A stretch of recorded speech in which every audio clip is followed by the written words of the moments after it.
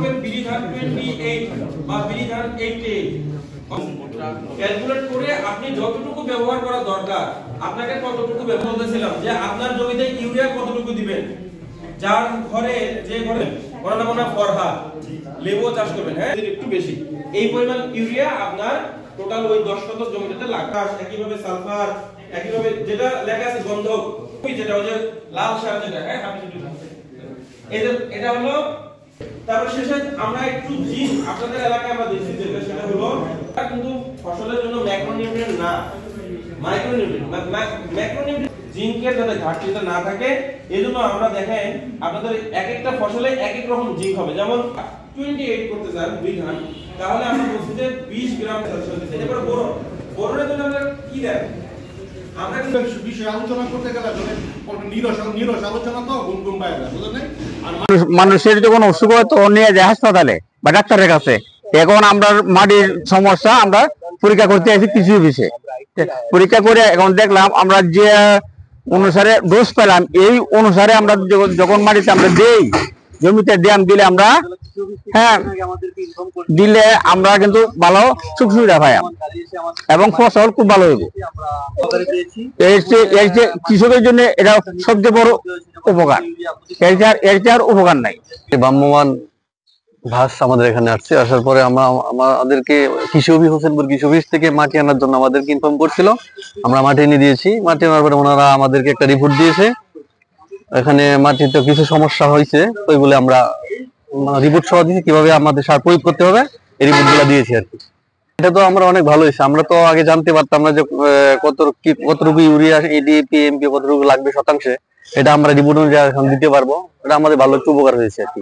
মাটিটা পরীক্ষা করাইছি, এখন কি কি সার দিলে সুন্দর হইব, কি সুন্দর ফসল মানানি দিব দিলে যেমন আমি এটা দিতে পারবো। হয়তো বাড়তি হইয়া যায়, নাহলে নাম্পা হইয়া যায়, নাহলে মোট চাপে না, বিভিন্ন আকার ধারণ করে, কিন্তু এটা তো আমরা বুঝতে পারি না। কারণ মাটি যেহেতু দূর, সুষম সার কোনটা দেওয়া লাগলে এটা পূরণ হয়, এই জিনিসটা আমরা ধরতে পারি না। এটা ধরতে আমরা উপকার আই দিলে যেভাবে মাটি পরীক্ষা করা হচ্ছে এইভাবে যদি সরকার সবসময় চালায়া যায় নিয়মিত, এটা আমাদের পরীক্ষার যে উপকারে আসে, যেভাবে সার দিতে হয়, কি পরিমাণ সার দিতে হয়, কোন সময় কোন সারে উপকার আসে, আর নিয়ম অনুযায়ী যদি এটা চালায়া যায় সরকার, তাহলে আমাদের কৃষকদের অনেক উপকার হবে। আমি মাটি নিয়ে আসছিলাম গত ডেটে, যেটা মাটি যেভাবে আনতে বলছিল আর কি, 3 জায়গা বা 9 জায়গা থেকে এবার মাটি নিয়ে আসছি। আসার পরে এখানে দিয়ে গেছিলাম। এখন 1 সপ্তাহ বা 15 দিন হবে আসছি। এখন আবার ওই মাটিটা কি কি ফসল হবে আমি 4-5 রকমের ফসলের নাম লিখে দিছিলাম। এখানে কোন সার কোন ফসলে বেশি দিতে হবে সে অনুযায়ী তারা আজকে মাটি দিয়ে দিবে, আর কি ফসল হবে সেটা বলে দিবে, কি পরিমাণ সার দিতে হবে সেটা আমাদের এই যে কার্ড দিয়ে দিছে, কার্ডের মধ্যে লেখা আছে সব। ওইভাবে পরিকল্পনা অনুযায়ী করতে হবে, তাহলে ফলন বেশি হবে, আমাদের মাটি সুস্থ থাকবে। একটা প্রশ্ন দেখেন, আপনি মনে করতেছেন যেটা আজকে নতুন, এটা কিন্তু নতুন না। প্রতি বছরই 2 বার, রবি মৌসুম এখন চলতেছে, খরিফ মৌসুম, 2 সিজনে এটা পরিচালিত হয়। এবং প্রতি বছরই আপনার 56টা করে 112টা উপজেলা, মানে 2 সিজন মিলায়, তাহলে 112টা উপজেলাতে কিন্তু এই প্রোগ্রাম প্রতি বছর চলে। 112টা উপজেলাতে।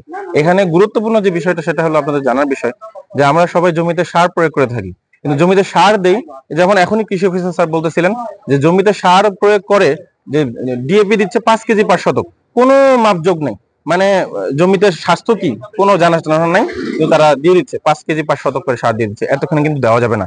জমির স্বাস্থ্যের জন্য দেখা যাবে যে ওই জমিতে দরকার মাত্র আধা কেজি বা তারও কম, 200 গ্রাম, অথবা হতে পারে এরকম যে 300 গ্রাম 400 গ্রাম সার দিতে হবে পার শতকে, কিন্তু উনি দিয়ে ফেলছেন 5 কেজি পার শতক। এটা কত বেশি! একটা তরকারিতে যেমন লবণ যদি আপনি দেন কতটুকু দরকার, যতটুকু দরকার ঠিক ততটুকু।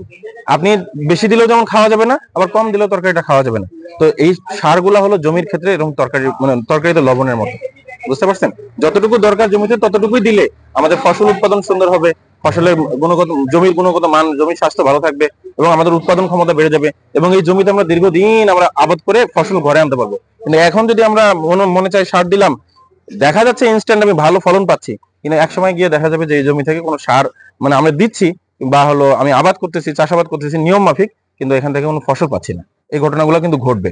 তো এটারই জনসচেতনতা তৈরি করার জন্য সরকার কৃষি মন্ত্রণালয় থেকে আমাদের এসআরডিআই, মৃত্তিকা সম্পদ উন্নয়ন ইনস্টিটিউট, এটার মাধ্যমে প্রতি বছরই আমাদের এখন 10টা গাড়ি বের হয়। আমাদের এটার নাম হলো যমুনা। এই যমুনা দলনেতা হিসেবে আমি মোহাম্মদ খায়রুল ইসলাম বাশার আছি, আমি আঞ্চলিক গবেষণাগার ময়মনসিংহ কর্মরত আছি। তো দেখেন আমরা এটা মূলত কৃষক অ্যাওয়ারনেস, কৃষক পর্যায়ে সচেতনতা তৈরি করার জন্য এই প্রোগ্রাম। কৃষক 50টা কৃষক আমাদেরকে স্যাম্পল দিয়েছেন। আমরা এই গাড়ির ভিতরে আপনারা দেখছেন মনে হয় যে যে যন্ত্রপাতিগুলো আছে, flame photometer, spectrophotometer, pH metre, এগুলোর মাধ্যমে আমরা ফসফরাস, সালফার, পটাশ এবং পিএইচ নির্ণয় করে একটা সুন্দর সার সুপারিশ কার্ড আমরা তৈরি করে কৃষকদের মাঝে এখন আমরা ডিস্ট্রিবিউশন করতেছি। 50 জন কৃষকের মাঝে এই কার্ডগুলো যাবে। যদি 50 জন কৃষকও যদি এই কার্ড দেখে তার জমিতে সার প্রয়োগ করে, তাহলে তারা কৃষকরা উপকৃত হবে এবং তার দেখা দেখি তার পাশের জমিতে যে সমস্ত কৃষক আছে ওই সমস্ত কৃষকরা অনুপ্রাণিত হবে এবং একসময় দেখা যাবে যে যেমন সরকার কৃষককে কিন্তু সার ফ্রি দিত, যে আপনারা আবাদ করেন, ফসল ঘরে তোলেন, কিন্তু তখন কৃষক জমিতে সার দিতে চাইতেন না, যে এটা না জানি দিলে কি হবে।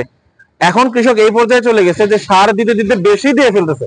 এখন কৃষককে আবার সচেতন করে তুলতে হচ্ছে যে আপনি সার দেন কিন্তু পরিমাণ মতো দেন, সুষম মাত্রায় দেন, যতটুকু দরকার ততটুকু দেন। এই অ্যাওয়ারনেসের জন্য এই প্রোগ্রামটা।